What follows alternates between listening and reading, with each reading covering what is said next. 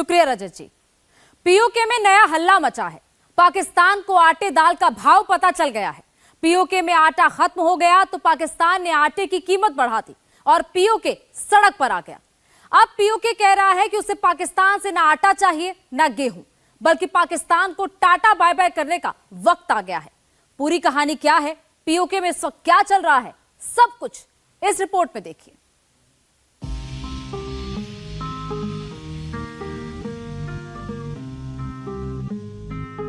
बेशुमार कुदरती खूबसूरती से भरपूर गिलगित बाल्टिस्तान के पहाड़ सर्दियों में अचानक उबल पड़े हैं।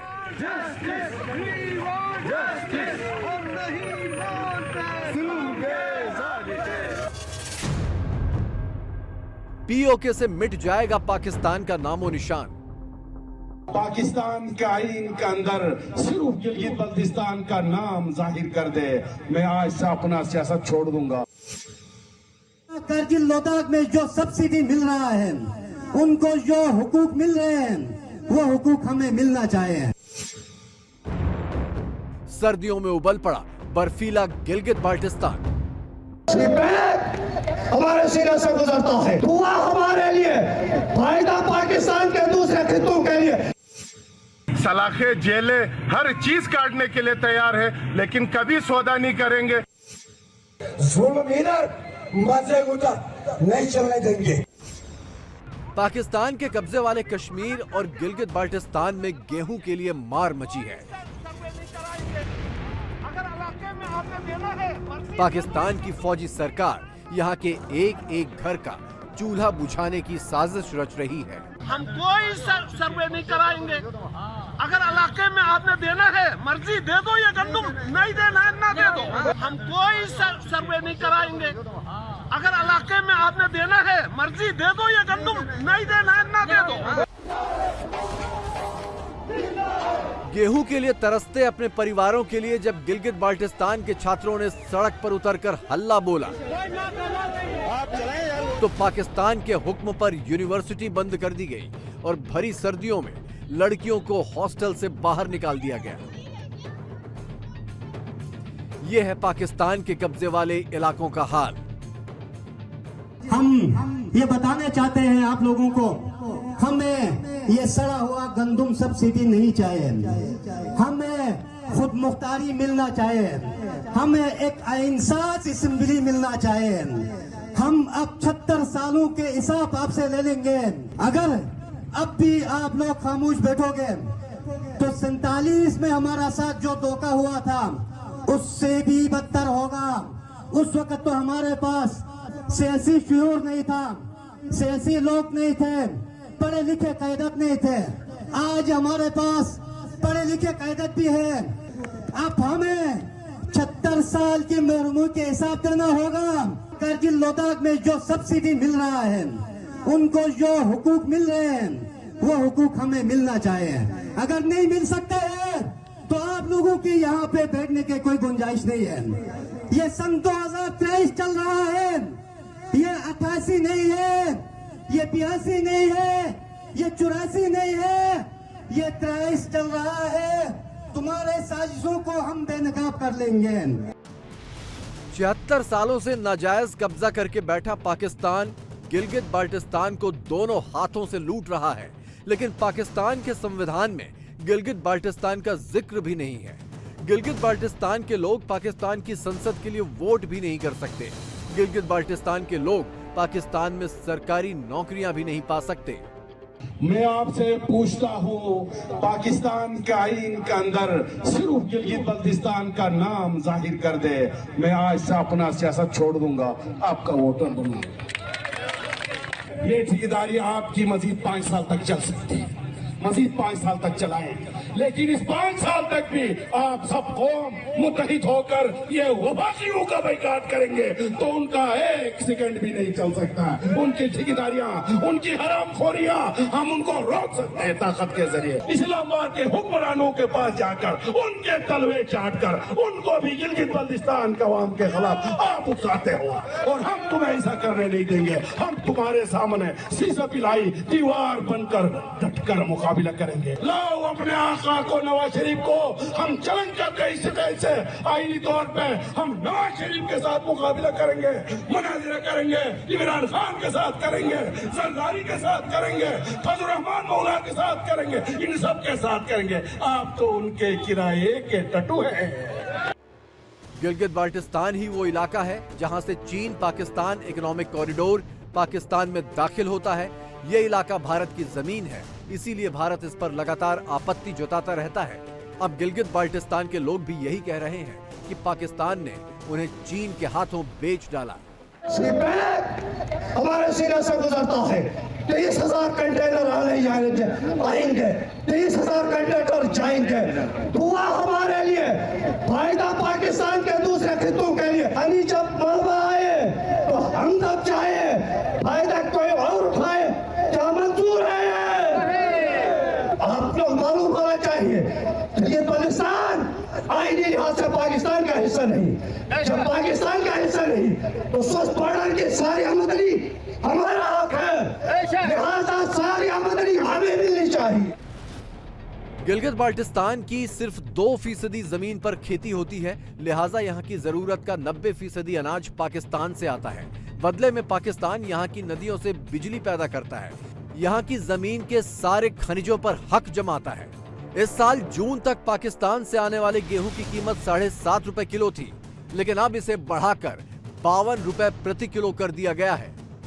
तुम अपने वसाइल मांगो, तुम अपने सुस्ते का वसाइल मांगो, तुम अपने मादनियात का वसाइल मांगो, तुम अपने जंगलात का वसाइल मांगो, तुम अपने खैरात मांगो। जो खैरात मांगो, अपना वसाइल मांगो, अपना हक मांगो। अभी हक लेंगे, गाली कंदूम पे नहीं है। अभी 75 साल वाला हिसाब मांगेंगे। या आवाम के साथ खड़े रहो या हुकूमत में रहो। दोगुनी पॉलिसी नहीं चलेगी, नहीं चलेगी दोगुनी पॉलिसी। उधर के मजे उधर भी मजे ले रहे हो, इधर से भी हौसले बढ़ाते हो। जुल्म इधर, मजे उधर, नहीं चलने देंगे, नहीं चलने देंगे। गिलगित बाल्टिस्तान की तरह पीओके के मुजफ्फराबाद, मीरपुर इलाकों में भी आटा संकट और बेतहाशा महंगी बिजली के खिलाफ एक बार फिर से बवाल शुरू हो गया है। पीओके की नदियों से बिजली पैदा करके पाकिस्तान इन्हीं लोगों को ये बिजली 30 गुना ज्यादा कीमत पर दे रहा है। आज का ये नुमाइंदा इजलास आज़ाद जम्मू एंड कश्मीर के मुतनाज़िया खित्ते के अंदर लगाए जाने वाले तमाम किस्म के नाजायज टैक्सेस को मुस्तरद करने का ऐलान करती है। जब तक अवामी को हुकूमत पूरा ना करे, वो अपने बिजली के बिल्लात जो है वो जमा ना करवाएं। इस तहरीक की मुखालफत करने वाले तमाम तबकात को अवाम दुश्मन तस्वर करती है। मुजफ्फराबाद में बिजली के बिलों के बाइकाट की मुहिम एक दफा फिर तेज हो गई है, क्योंकि सरकार ने कहा था कि हम मुज़ाकरात करेंगे। वो जो नेगोशिएशंस थी वो फेल हो गई हैं। उसके बाद दोबारा ये सिलसिला शुरू हो गया है। तो इसमें एक वीडियो है जिसमें कैंप है जहां लोग साइन कर रहे हैं। लॉयर्स जो है डिस्ट्रिक्ट बार काउंसिल मीरपुर के, उन्होंने एक कॉन्फ्रेंस की है। ये पीओजे के और गिलगित बल्तिस्तान के लोग जो पाकिस्तानी झूठे मीडिया प्रोपेगेंडे का शिकार हैं, थोड़ा सा उनका जंग उतरे और उनको असल तस्वीर नजर आए कि हो क्या रहा है। गिलगित बाल्टिस्तान में पाकिस्तान के खिलाफ आवाज उठाने वाले ज्यादातर लोग शिया मुसलमान हैं। जमीन हाथ से निकलती देख पाकिस्तानी फौज ने इस्लामाबाद से एक शिया मौलाना को गिलगित भेजकर मजहबी कार्ड खेला, ताकि आजादी मांग रहे लोगों को इस्लाम के नाम पर चुप करा दिया जाए। जो शिया जमात हैं और अपनी बुनियाद हमारी एक है, और इस वक्त उन्होंने जो सिस्टम कायम किया है ये काबिल तकलीद सिस्टम है।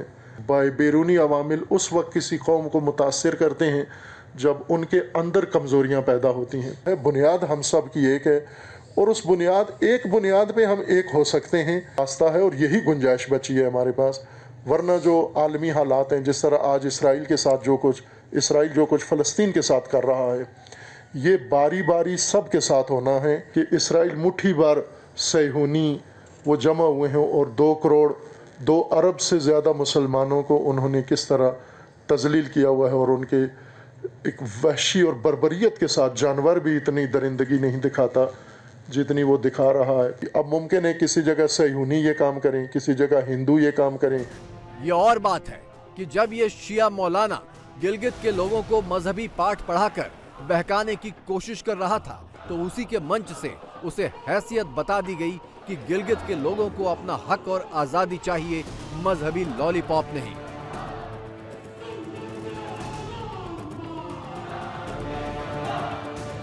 फलस्तीन में तो नॉन मुस्लिम काबिज है, लेकिन गिलगित बाल्टिस्तान के वसाइल पर इस्लाम आबाद सरकार काबिज है। हम आपको गिलगित बाल्टिस्तान के किन वसाइल पर डिस्कस करें। कबला यहाँ की आजादी का यह हाल है कि गिलगित बाल्टिस्तान के मकामी किसी सियासी जमात को यहाँ गिलगित बाल्टिस्तान में दफ्तर खोलने की इजाजत नहीं। हमारी आजादी का ये हाल है। कल हम सरदू से गिलगित आते हुए हमारे शुरूर भोर में जो लड़का था शबीर आयल, इन्हें 3 घंटा थाने में इसलिए रखा गया कि तुम गिलगित में पेशी के लिए गिलगित बाल्टिस्तान को अछूत समझा जाता है। गिलगित बाल्टिस्तान का कोई शहर होम सेक्रेटरी नहीं बन सकता, चीफ सेक्रेटरी नहीं बन सकता, सेक्रेटरी प्रधानी नहीं बन सकता। हम किस उम्मत की बात करें? तुम सैयद बनकर इधर शिया मसलक का इस्तेमाल कर तुम ढोंग रचता है डीसी शराजी, तुम्हें भी हम घुटने टेकने पर मजबूर करेंगे। हमारे साथ कोई मकामी सहूलतकार हो, अमायदीन की शक्ल में, उल्मा की शक्ल में, सैयद सादात की शक्ल में, लेकिन तुम नहीं बचेगा, क्योंकि आज तुमने मेरी इस कौम की माँ बहन, इन बच्चों को इस ठंड में, तुम शर्म करो, तुम बाहर आओ, इस कौम की इज्जत से माफी मांगो इनके बच्चों के साथ, इनके भाइयों के साथ, इनके बापों के साथ जो तुमने ज्यादती की है, इनसे माफी मांगो, वरना इसका अंजाम बुरा होगा। हम इन माँ बहनों के लिए सलाखे, जेलें, हर चीज काटने के लिए तैयार है, लेकिन कभी सौदा नहीं करेंगे। भारत में शामिल होगा गिलगित बाल्टिस्तान।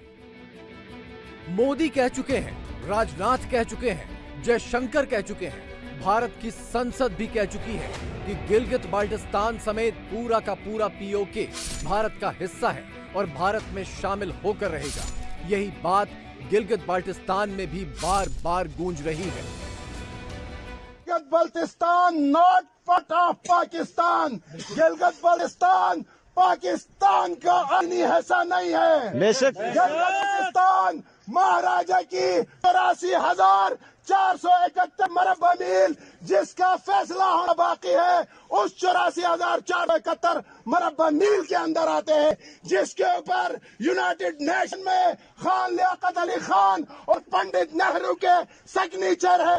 हम कोई अंधे हैं, हम कोई गूंगे हैं, हम कोई बहरे हैं, हम इस कौम के अजीम कौम के बेटे हैं, हम इनके बहादुर कौम के अजीज नुमाइंदे हम हैं, जो सड़कों में लड़ते हैं। क्या समझते हो? और तुम हमें जेलों से डराओगे? ये कौम के लिए हमने जेलें भी काटी है 10 साल। लोगों को जमा करेंगे तो हुक्मरानों को छुपने की जगह मिलेगी नहीं मिलेगी। गिलगित बाल्टिस्तान और पीओके में पाकिस्तान आतंकी कैंप चलाता है। इसी जमीन से कश्मीर में आतंकियों की घुसपैठ करवाता है। मोदी के तेवर और पीओके का मिजाज देखकर पाकिस्तान फिर से बालाकोट और सर्जिकल स्ट्राइक जैसी कार्रवाई के खौफ में है।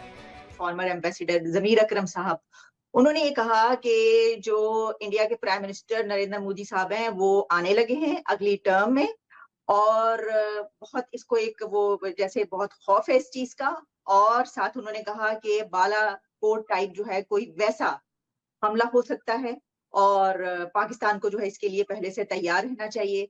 तो साजिद साहब, एक तरफ हम सुनते हैं कि जनाब जो राह है वो घुस के जो है वो मुल्क के अंदर मार रही है लोगों को, और दूसरी तरफ अब मोदी के आने से इतना ज्यादा खतरा, ये खौफ है कि कह रहे हैं कि जनाब ये तो हमला हो जाएगा। जो मोदी जी की जो विक्ट्री है वो साउंड प्रूफ है, वो जिस तरह कहते हैं ना कि एयर टाइट है, उसको it can be challenged.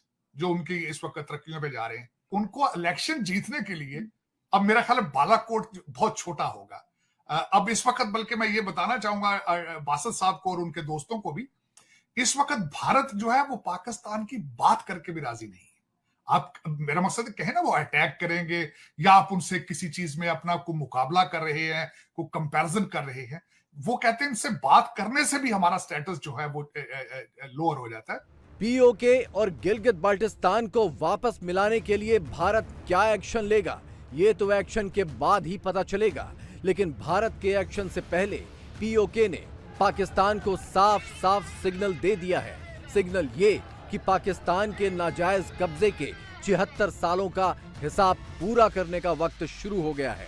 Subsidy बहाल होगी लेकिन हुकूमत मौजूद नहीं होगी। ये हुकूमत का भी खात्मा करेंगे इंशाल्लाह। हम यहाँ पे गंदम की सब्सिडी ख़त्म करते हैं, उसके साथ हमारे ज़मीनों के ऊपर भी कब्जा कर रहे हैं।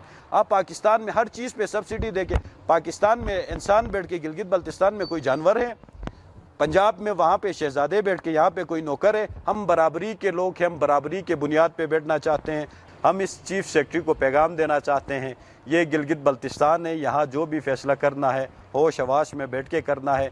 गिलगित बल्तिस्तान एक मुतनाज़ा खित्ता है, यहाँ पे IMF का कोई कानून लागू नहीं होता है।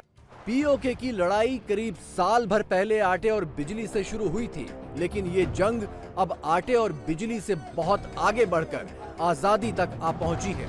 पाकिस्तान को बहुत जल्द इस जमीन से बोरिया बिस्तर समेटना ही होगा।